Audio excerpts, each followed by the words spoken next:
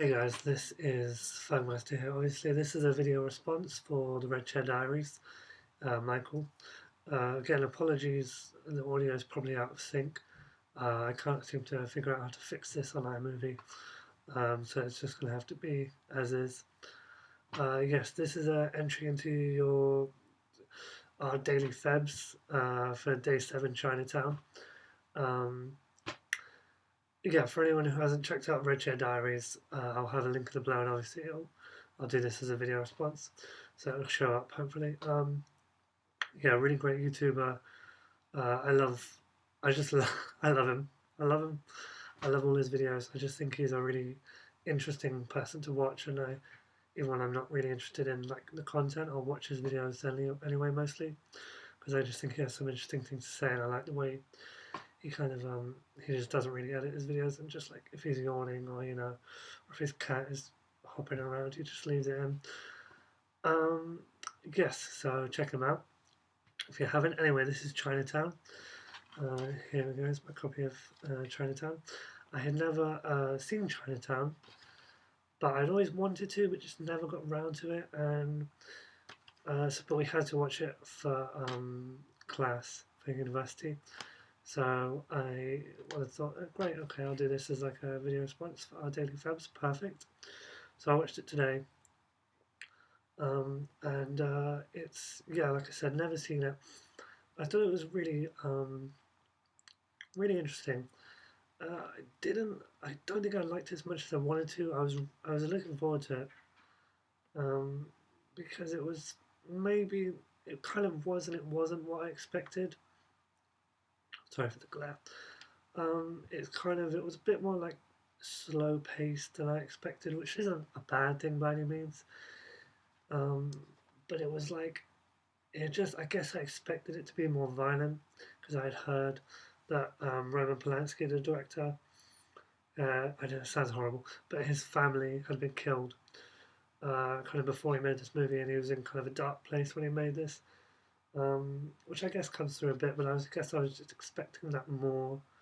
You know what I mean? And I know that sounds horrible, but yeah. So I don't think I enjoyed it as much as I wanted to, but it was still a very good film. And I think also some of it went over my head, so I probably need to watch it again sometime to sort of soak it in a bit more. I think it's one of those films that's quite I want to say intelligent, and it's a slow burner, but also it's not. It's hard to explain. It's kind of like I'm sure most of you have seen it anyways. Um, but it's kind of like it's just there's not like for a kind of noir mystery. There's not a lot of chases or gunfights or violence really even, apart from a few snippets. So maybe I was just expecting more of that. But no, I didn't. No, saying all that though, I did really like it. I thought it was really good. Jack Nicholson was superb, and I agree with what he said. It's probably his best performance that I've seen him in for sure. And I also agree with you were saying like in your video that he kind of you don't think he's brilliant all the time, I guess. Which he's not. I don't know. I don't think he's not one of my favorite actors for sure. And I suppose I can take him or leave him sometimes. But I thought he was really good in this. Just like really likable as an kind of a douche, but also not. Like he was quite an interesting, complex character. So I think that made him interesting to watch. And there was a certain balance of like he kind of he was likable, but he wasn't. You know, he was in the grey area. It wasn't black. It wasn't white. He was just kind of the mesh of the two. Faye Dunaway. Yeah, Faye Dunaway was very good. I don't think I've really seen her in much, so I can't really compare her to other roles. But she was good. Like, okay, this is going to sound odd, but her eyebrows were really really distracting. Like, really distracting. Like they're really thin if you haven't seen the movie. Um, and just like it, just every time pretty much she was on screen, I couldn't help but just stare at her eyebrows, and that's all I really saw of like her. It's just like, oh man, that's really distracting. Why is that? Why do they need to be like that? I mean, I don't know. But it was the story I thought was great because like you didn't know what was like for a first time viewer. I never knew where it was going. It was always like taking these turns. It's like you're never quite sure where it's headed with this water thing, or like who did actually kill what's his face. I can't remember his name. Faye Dunaway's husband in the movie. You know, and like all this stuff with the water, and then with her sister slash daughter, awkward, um, you know, and all these kind of things, and the love story, and it kind of just like you weren't, yeah, and there was like it was a good mystery, and it was like you were never really sure what where it's going. You could never be like, oh, I can, calling this, yeah, very good. Um, but yeah, like it was quite an interesting film to watch. But certainly one I think, like I said, that I need to soak in again. So I think I'll watch it again at some point, obviously, but probably not for a while. But it was just like the whole thing with the water. Like I didn't understand what that actually was. Like the water plot. Obviously, water was very important to the movie, but I didn't understand like what her husband wanted to be doing and what her dad wanted to be doing. You know why there was the conflict. Um, I kind of understood that there was the conflict, but I mean, I know it was kind of explained in the end, but it was also still just like I was like, I don't quite get it. And the ending, whew, oh boy, spoilers if you haven't seen the movie. I guess there's been spoilers kind of all the way through. Yeah, yes. The ending, whew, boy, the yeah, that was dark, man. The bit that got me the most was when like Faye Dunaway was trying to like push her dad out the way and trying to like not let him get to her sister slash daughter, and he was just kind of like very dominant and very like just kind of like she couldn't really push him out the way, and it just made him feel all the more creepy, and that really like got to, when you feel that like ugh, feeling in your stomach, just like ugh.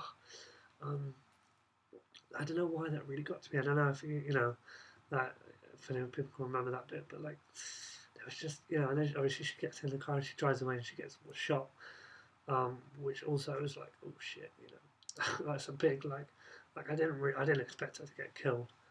Um, Obviously, like when she's getting shot, I thought the car would get derailed or something, but then when it comes to a screeching halt and they're screaming, you're just like oh boy, that's that's never good. Um, and the whole the whole ending as well, just like her dad wasn't like really exposed as a as the murderer. uh, she was killed by essentially the police, and I think Jack Nicholson was he arrested in the end, or was he like I think he was arrested. Well, anyways, there wasn't really any resolution for anyone, which was kind of I thought a really interesting choice, and it fit the movie quite well with this kind of fairly I don't want to say dark, but like fairly I don't know, just this morbid like sensibility to the movie. This I suppose complex and sort of interesting. And obviously the way the movie was shot as well was really good because I just like the way it was kind of there was lots of like handheld in it, and it kind of just like I don't know. Sometimes it just felt like you were like following the characters, and the fight scenes as well. They weren't really like actiony. They were just sort of like it didn't feel like there was a lot of music to it. It was it was raw. That's the word I'm looking for. Raw. I suppose as well as some of the way it was shot. It's like a kind of like handheld kind of just rough and ready sort of like they just run and gun. I suppose not to the extent of the Bourne films or anything, but yeah, just sort of like they picked up the camera and it's like okay, let's go. Obviously they didn't do that because that's silly, but yes, Chinatown. I think one I need to watch again because it's a lot. It's a lot to take in. There's a lot going on, but at the same time, there's not. I don't know if that makes any sense. But I did like it a lot. but like I said, not as much as I think I wanted to.